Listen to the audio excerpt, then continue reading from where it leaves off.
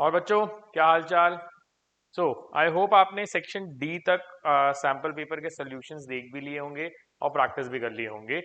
आज हम चलेंगे हमारे last section of the paper पे विच इज सेक्शन ई, जिसका वेटेज भी मैक्सिमम है और इसमें काफी सारे क्वेश्चंस हैं जो हमें कवर करने होंगे because this question always comes with option. तो देर आर थ्री क्वेश्चंस में आपके पास और ऑप्शन होता है, बट हम सारे जो 6 क्वेश्चंस हैं, तीन हर एक ऑप्शन में दो दो, वो सारे 6 क्वेश्चंस हम करेंगे। We'll do step by step. I will be dividing this video into 3 different parts.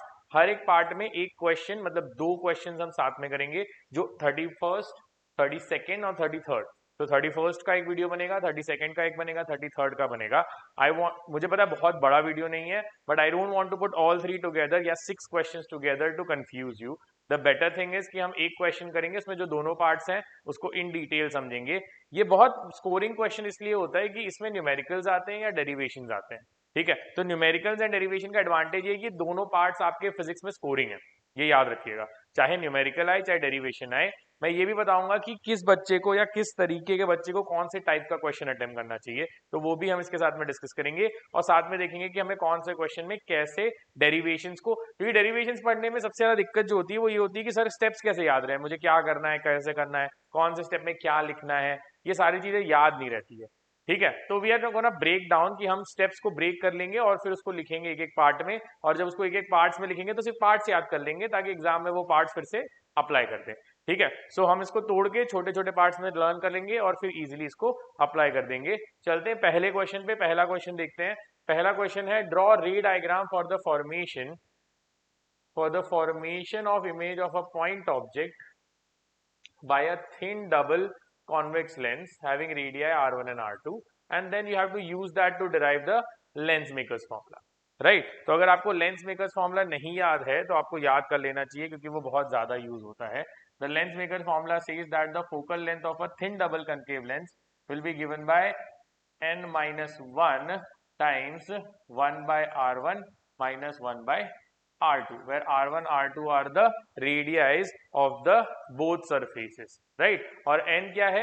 refractive index of the material of the lens with respect to the medium around it, right? तो उसके around जो medium है, जैसे हमारे पास में अगर lens है, right, तो बाहर का समझो रिफ्रैक्टिव इंडेक्स n1 है और इसका n2 है, तो हम मटेरियल के रेस्पेक्ट में इसका रिफ्रैक्टिव इंडेक्स पता करते हैं, तो n2 by n1, so this n value is nothing but n2 by n1। तो फॉर्मूला भी याद रखो, सब्स्टिट्यूशंस भी याद रखो, the sign convention remains the same.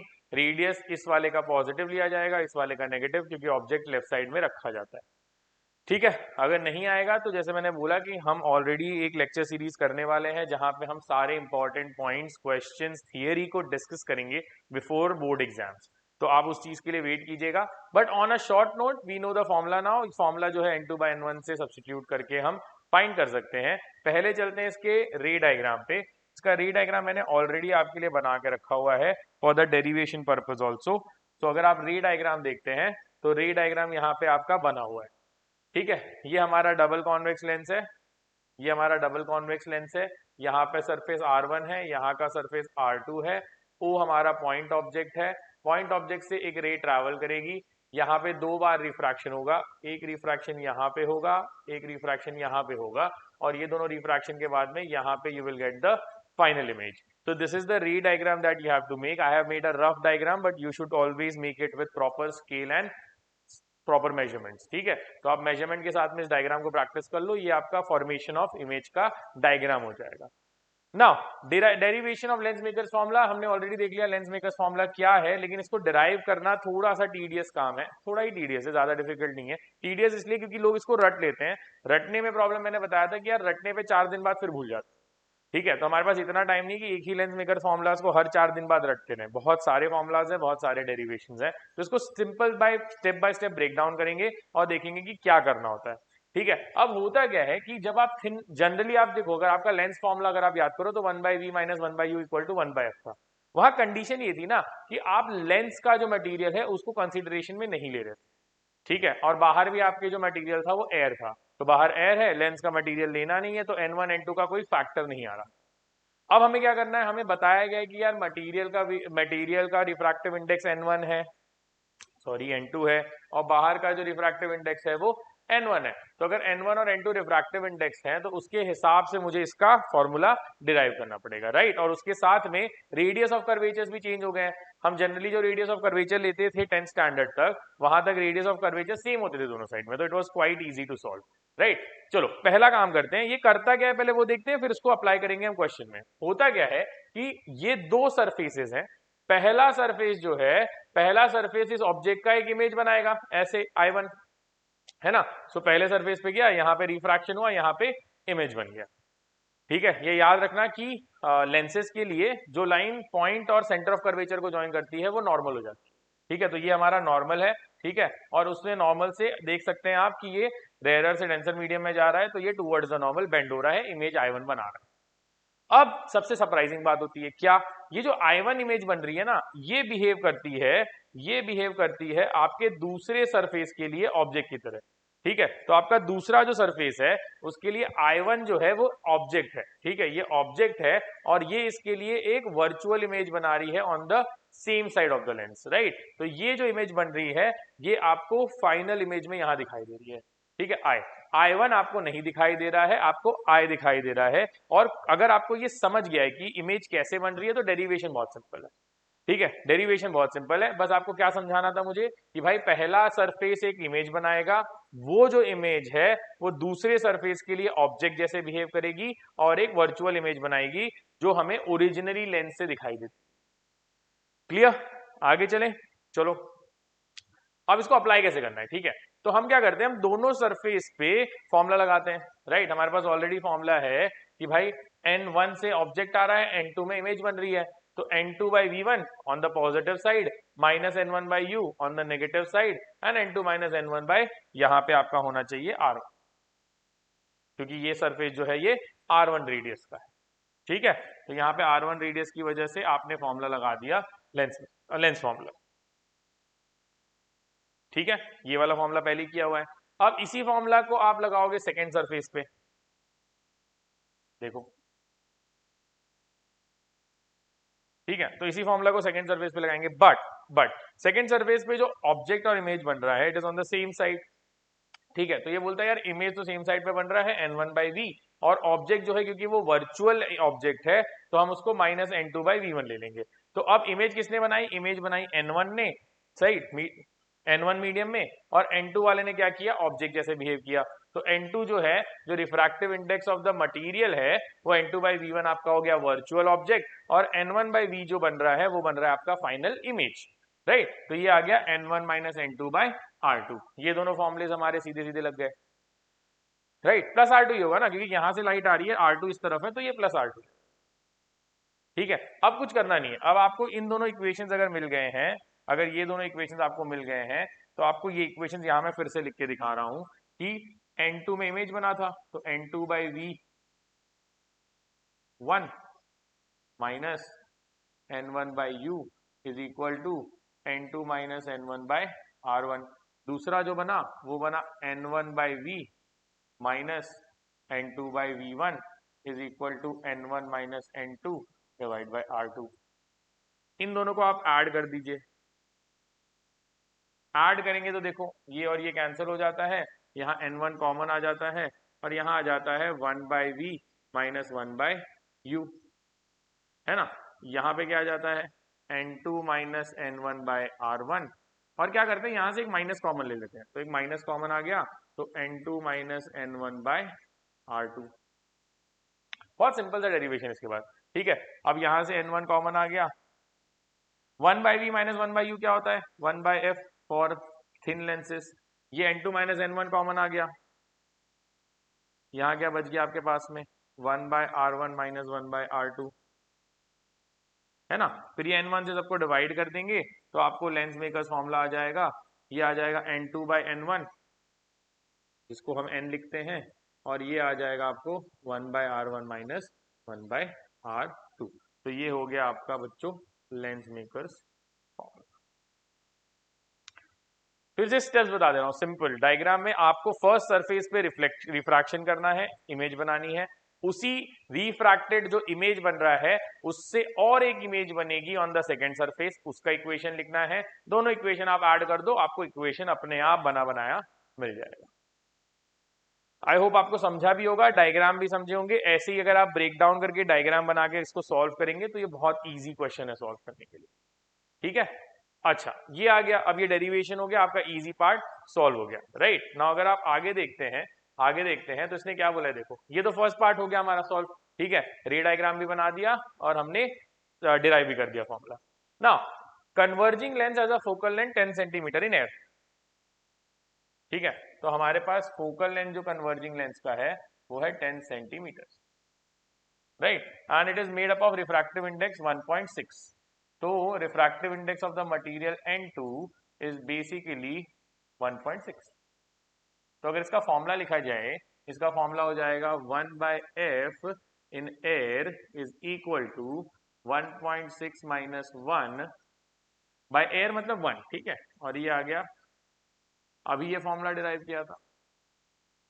अब उसने क्या किया, उसने इसी वाले लेंस को रिफ्रैक्टिव इंडेक्स 1.3 में डिप कर दिया। अगर इसको डिप कर दिया तो ये बोलता है नया फोकल लेंथ बताओ। तो डिप करने पे क्या होगा, ये जो 1.6 था इसको 1.3 से डिवाइड करना पड़ेगा, क्योंकि ये क्या है बच्चों, ये रिलेटिव रिफ्रैक्टिव इंडेक्स है ना। तो आपको मटेरियल का रिफ्रैक्टिव इंडेक्स चाहिए मीडियम के अकॉर्डिंगली। तो वहां पे मीडियम कितना था, एयर, तो मीडियम को डिवाइड कर दिया 1 से, यहाँ पे डिवाइड कर दिया 1.3 से, और यहाँ पे आ गया आपको ये फॉर्मूला, राइट। अगर आप इसको डिवाइड करते हो तो F L by F A is equal to, ये और ये कैंसिल हो जाएगा, ये आ जाएगा 1.6 माइनस 1 इज 0.6 अपॉन 0.3 इंटू 1.3, ठीक है। हमें पता है refractive index of air 10 centimetres है, ये जो है ये 1 जा ये 2 जा 2.6 है, तो हमें लिक्विड का रिफ्रैक्टिव लिक्विड में फोकल लेंथ जो आ जाएगा वो आ जाएगा 26। बहुत सिंपल, बहुत इजी क्वेश्चन, बट मिस्टेक जो होनी है मैंने बताई, मिस्टेक फिर से बता रहा हूँ। मिस्टेक ये होगी कि आप इसको 1.6 बाय 1.3 लेने की जगह इस n की जगह 1.3 डाल दोगे। ये याद रखना, कि यहाँ का जो रिफ्रैक्टिव इंडेक्स हम डालते हैं n, that is basically n of lens divided by n of medium. Please ये चीज नोट कर लो इसी क्वेश्चन में, क्योंकि वही मिस्टेक होने की चांस है। बाकी तो फॉर्मूला बहुत सिंपल है, कोई दिक्कत नहीं है, फॉर्मूला लगाना है और डिवाइड कर देना, आपको लेंस का लिक्विड में आपको फोकल लेंथ आ जाएगा।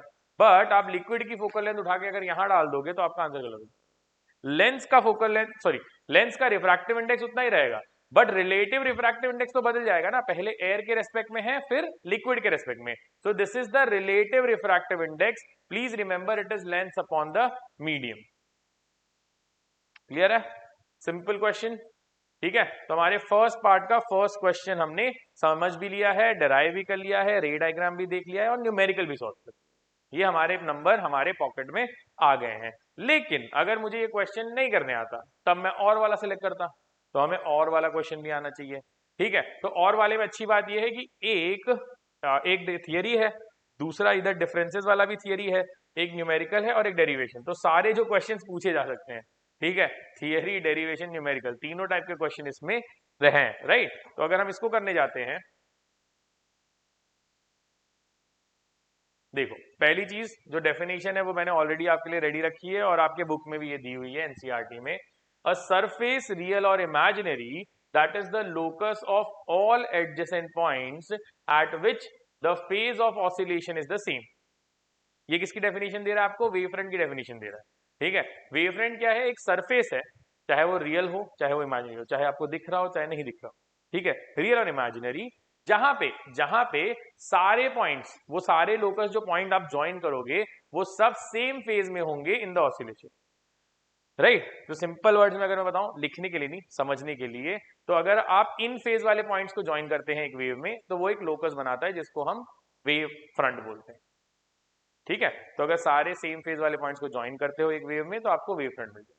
इसने भी वही चीज बोली है, बट फिर रे और इसमें क्या डिफरेंस है, राइट। ये बोलता है डिफरेंस नंबर रे ये है कि the ray at each point of a wave front is normal to the wave front at that point, है ना। तो समझो अगर आपका वेव फ्रंट कुछ ऐसे जा रहा होगा, ऐसे जा रहा होगा, तो यहाँ पे एक रे ऐसे होगी परपेंडिकुलर, यहाँ पे एक परपेंडिकुलर होगी, यहाँ पे एक परपेंडिकुलर होगी, सारी रेज जो है वो वेव फ्रंट के परपेंडिकुलर होगी, ठीक है, so the ray at each point of the wave front is normal to the wave front.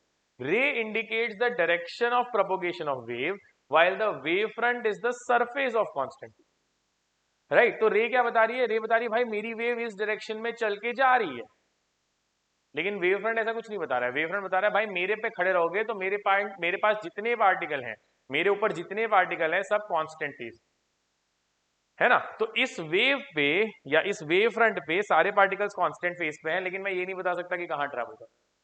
अगर रे बनाऊंगा तो मैं ये बता सकता हूँ कि सारे कहाँ ट्रैवल कर रहे हैं, लेकिन ये नहीं बता सकता कि उनका फेज क्या है. ठीक है, तो both ray and wave front are important for optics, right. लेकिन हमें ये समझ गया कि भाई वेव फ्रंट क्या है और उसका डिफरेंस रे से क्या होता है. एक, हर पॉइंट पे रे जो है वो वेव फ्रंट के परपेंडिकुलर है. दूसरा, रे बताती है direction of propagation of wave, और वेव फ्रंट बताता है कि भाई मेरे पे सारे जो पॉइंट है, सारे पार्टिकल जो है वो same phase of oscillation. I hope मैंने 10 बार रिपीट कर दिया है ये और आपको समझ भी गया. ठीक है, तो पहला क्वेश्चन हो गया. पहला क्वेश्चन इजी हमारे पास में, इसके नंबर जमा हो गए. ठीक है, नेक्स्ट देखो. Using Huygens construction of secondary wavelets, draw a diagram showing the passage of plane wave front from denser to rare medium. Refraction, right. Denser से रेयर मीडियम मतलब रिफ्रैक्शन दिखाना है, लेकिन रे डायग्राम से नहीं दिखाना है, अब वेव फ्रंट से दिखाना है, राइट. और उसको यूज करके हमें क्या प्रूव करना है? Snell's law, right. तो पहले स्नेल्स लॉ देख लेते हैं. स्नेल्स लॉ क्या कहता है? स्नेल्स लॉ ये कहता है कि भाई अगर एक रे ऐसे जा रही है और डेंसर से रेयरर जा रही है, तो ये हमारा इंसिडेंट एंगल, ये हमारा रिफ्रैक्टेड एंगल, ये हमारा μ1, ये हमारा μ2. ठीक है, तो स्नेल्स लॉ क्या बोलेगा भाई? μ1 into sine i is equal to μ2 into sine r. ये हमको प्रूव करना, लेकिन रे डायग्राम से नहीं करना है, उसको हमें वेव प्रिंसिपल से प्रूव करना है. बहुत सिंपल है, बहुत इजी है. पहले डायग्राम देख लो. ये डायग्राम मैंने आपके लिए बना के रखा हुआ है. ठीक है, आपको भी ये डायग्राम पहले से प्रैक्टिस करके रखना है, ताकि आपको जैसे ही आया फटाफट लाइन खींच के इसको सॉल्व कर पाओ. कंफ्यूजन वहां पे तैयारी नहीं करने लगना है कि क्या करना है. एग्जाम में डायग्राम्स आपको एक झटके में आने चाहिए. ठीक है, क्या हो रहा है देखो. ये जो ए बी है ये हमारा प्लेन वेव फ्रंट है. ठीक है, इस ए बी पे जितने भी पॉइंट है सब सेम फेज पे हैं. ठीक है, अब हम सब पॉइंट नहीं ले रहे हैं, हम सिर्फ एक या दो पॉइंट्स दे रहे हैं उसको. जैसे ए वाला एक पॉइंट है, बी वाला.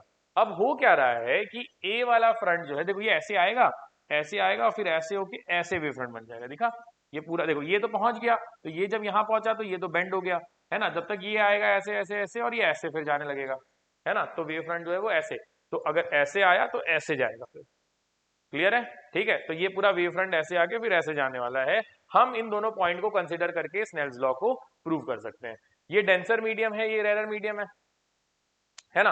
अब क्या होगा देखो, होगा ये कि भाई जब तक ये यहां से यहां गया, ये इतना एक्स्ट्रा डिस्टेंस ट्रैवल किया, तब तक ये एक्स्ट्रा डिस्टेंस ट्रैवल कर लिया. मेरा कहने का मतलब ये है कि भाई देखो, ये वाला जब तक यहां से यहां आएगा, टी टाइम लगा, तो वेलोसिटी इस मीडियम में v1 है, तो ये डिस्टेंस ट्रैवल्ड इज v1t, तो bc का लेंथ बिकेम v1t. बट जब तक ये यहां से आया, ये भाई थोड़ी यहाँ पे आराम से बैठा रहेगा, ये भी तो आगे जाएगा, लेकिन ये आगे जाएगा दूसरे मीडियम में. ये कहां से चला गया? ये यहां से यहां तक चला गया जब तक यहां से आया, तो इसका टाइम सेम है. लेकिन क्योंकि ये डेंसर से रेयर मीडियम में आ रहा है, तो इसकी वेलोसिटी डिफरेंट है. वेलोसिटी कितनी है? v2. तो ये यहां से यहां कितना ट्रैवल किया? v2t. यहां तक कोई कंफ्यूजन?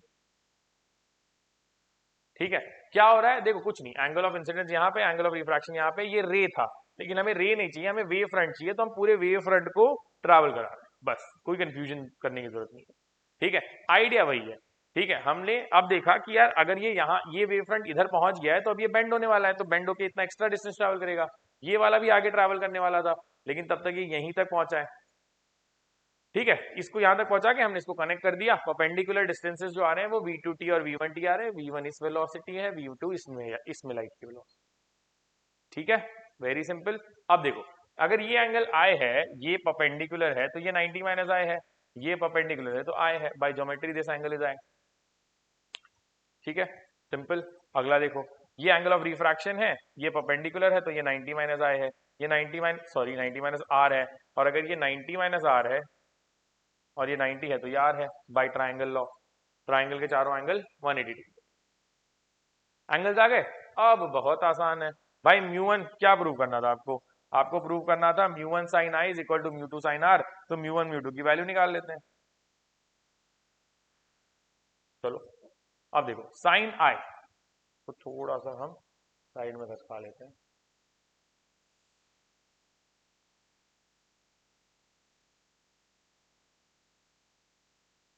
अब देखो इसको हम साइन आई अगर लिखते हैं तो साइन आई इस वाले ट्राइंगल में है, तो in triangle ABC sine i is equal to, sine i क्या होता है बच्चों? Opposite upon hypo. तो अपोजिट है V1T और हाइपो है हमारा AC। साइन आर कितना हो जाएगा? साइन आर हो जाएगा इस वाले ट्राइंगल में इन ट्राइंगल AEC, है ना। साइन आर हो जाएगा आपका opposite which is V2T divide by AC। अब क्या करो? अब कुछ नहीं, इन दोनों इक्वेशन को, इसको भूल जाओ, हो गया सर, इन दोनों को डिवाइड कर दो। ठीक है, इन दोनों को डिवाइड करोगे तो sine i upon sine r will come as, देखो ये टी कट जाएगा, AC कट जाएगा, it will be V1 by V2।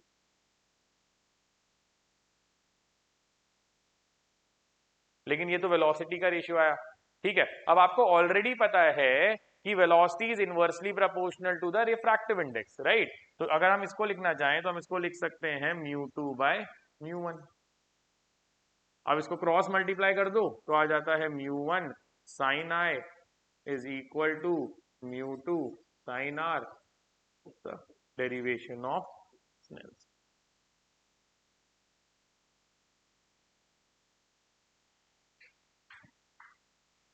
इसमें सबसे इंपॉर्टेंट जो पार्ट है, वो सबसे इंपॉर्टेंट पार्ट जो है वो क्वेश्चन में भी जो उसने पूछा है कि पहले इसका डायग्राम बनाना सीखो। ठीक है, अगर वेव फ्रंट का डायग्राम सही से नहीं बना पाओगे तो आपको इसमें से कोई भी चीज समझ नहीं आएगी। ये वाला जो पार्ट है डेरिवेशन वाला part is quite easy, derivation will not take time.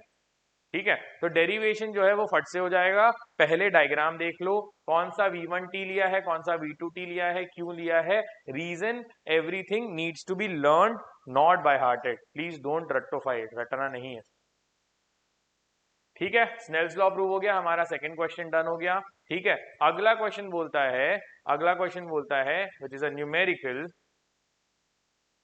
Which is a numerical, numerical क्या बोलता है? ये बोलता है डबल स्लिट एक्सपेरिमेंट में वेवलेंथ दी हुई है और एंगुलर विड्थ दी हुई है 0.1 degree, find the spacing between the two layers. तो अगर आपने पढ़ाई की है इस चीज की तो D is equal to D नहीं, डी का फॉर्मूला नहीं है, थीटा का। तो theta is equal to lambda by D, ये हमारे एंगुलर विड्थ का फॉर्मूला है। अब देखो इसमें एक्चुअली इसने दोनों चीजें दी हैं, डी भी दिया, लैम्डा भी दिया हुआ है और थीटा भी दिया हुआ है, बस डी पूछा है। तो डी कितना हो जाएगा बच्चों? डी हो जाएगा लैम्डा बाय थीटा। अब इसमें सबसे बड़ी मिस्टेक जो होती है वो होती है not converting it into SI units. SI units नहीं डालोगे आंसर गलत आ जाएगा। कैसे भाई? वेवलेंथ कितना दिया है? 600 नैनोमीटर, राइट। तो ये कितना होना चाहिए? 600 into 10⁻⁹ metres which is 6 into 10⁻⁻⁷। Theta कितना दिया हुआ है?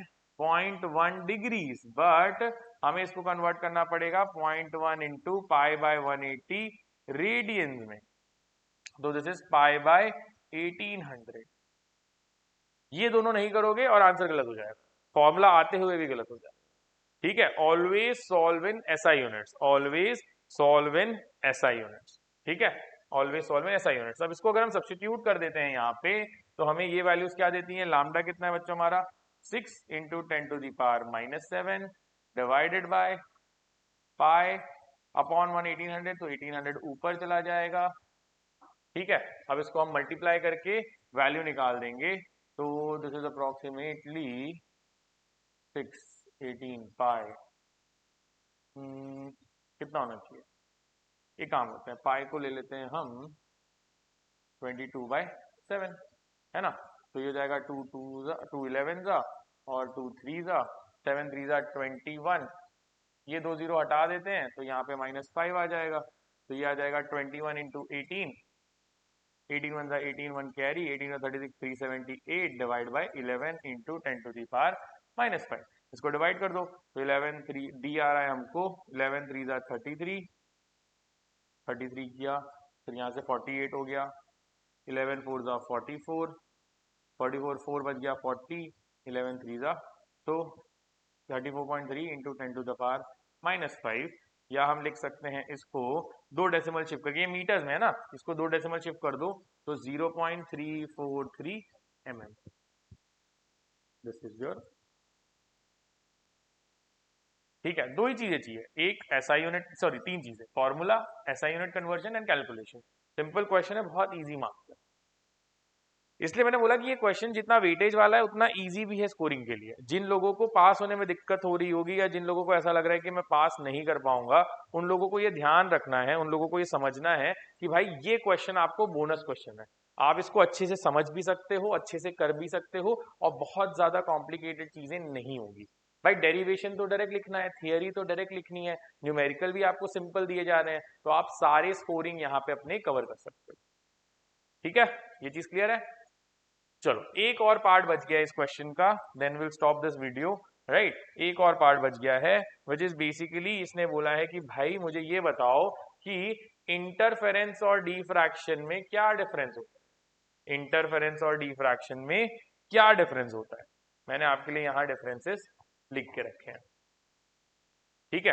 पहला डिफरेंस क्या है, two separate wave fronts, two separate wave fronts from two coherent sources produce interference. मतलब दो अलग अलग वेव फ्रंट जब इंटरफेरेंस करेंगे या इंटरसेक्ट करेंगे तो हमें इंटरफेरेंस मिलेगा, बट कोहेरेंट सोर्सेस, कोहेरेंट मतलब इन फेज सोर्सेस, ठीक है।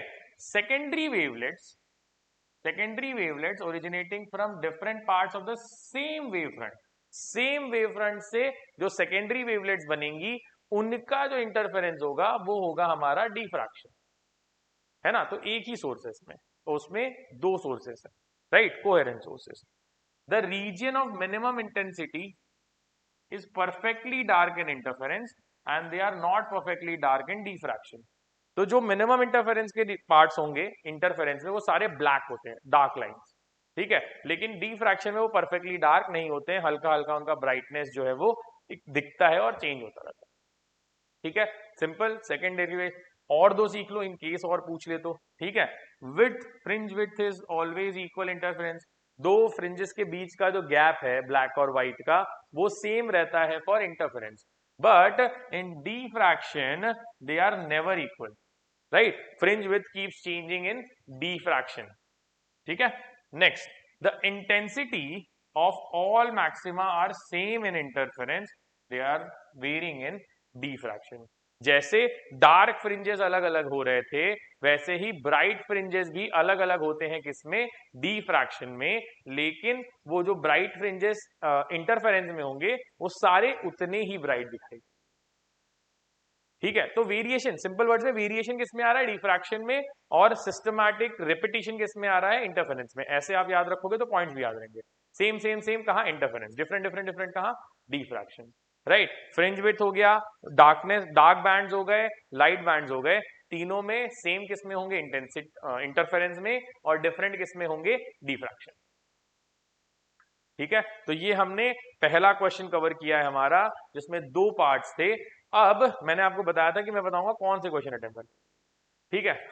अब अगर आपको मेरी जगह जैसे मैं होता तो मैं अटेम्प्ट करता पहला क्वेश्चन, क्यों, क्योंकि भाई दो ही क्वेश्चन है, मिस्टेक होने के चांसेस कम, नंबर लूज करने के चांसेस कम मेरे पास में, ठीक है। और मेरे को थोड़ा सा बस मेहनत ये करनी है कि मेरे को डेरिवेशन पढ़ लेना है, बाकी न्यूमेरिकल इसमें भी सॉल्व करना है, इसमें भी करना है, डेरिवेशन इसमें भी किया उसमें भी करना है, बट यहाँ पे 4 सेक्शन हैं, ज्यादा नंबर कटने के चांसेस यहाँ पे है बोर्ड, ठीक है। तो मैं होता तो इन 4 की जगह इसको अटेम्प्ट करके क्वेश्चन सॉर्ट कर देता, लेकिन हमें आना सब चाहिए, आना सब चाहिए। बाई चांस अगर नहीं आए तो यार 0 से तो बेटर ही है ज्यादा नंबर लाना यहाँ पे। अगर कोई क्वेश्चन ही नहीं आता, जैसे फर्स्ट क्वेश्चन ही नहीं आता सबसे बड़ा जो पार्ट है, तब तो यही बेटर ऑप्शन है आपके लिए, ठीक है। लेकिन आपको आना सब चाहिए ताकि आपके पास ये ऑप्शन हो कि दोनों में से कौन सा सिलेक्ट करना है, और मैं आपको एडवाइस दूंगा कि आप फर्स्ट वाला क्वेश्चन सिलेक्ट।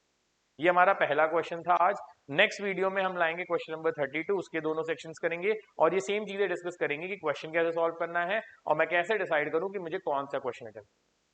ठीक है, तब तक आप रिवाइज कीजिए, प्रैक्टिस कीजिए, डेरिवेशंस को डायग्राम के साथ में फिर से लिख के प्रैक्टिस कीजिए। I will see you in the next video. Thank you.